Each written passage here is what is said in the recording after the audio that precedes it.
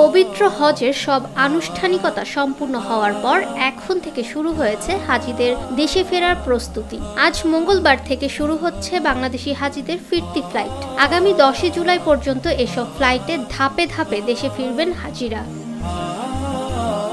মিনায় শয়তানকে কঙ্কর নিক্ষেপ এবং কাবা ঘরে ফরজ তাওয়াফ শেষে মিনায় ফিরছেন হাজিরা। ফেরার পথে অনেকে পথ হারিয়ে আশ্রয় নেন মক্কার হজ মিশনে। জানা গেছে বাংলাদেশ থেকে এবছর ৮৭,১৫৭ জন হজ পালন করেছেন। এর মধ্যে ১৯ হজ যাত্রী মৃত্যুবরণ করেন। চলতি হজ মৌসুমে সৌদি আরবের স্বরাষ্ট্র মন্ত্রণালয় ৪৩৬টি ভুয়া হজ এজেন্সি বন্ধ করে দিয়েছে এবং ৪৬২ জনকে আইন ভঙ্গ করায় গ্রেফতার করা হয়েছে।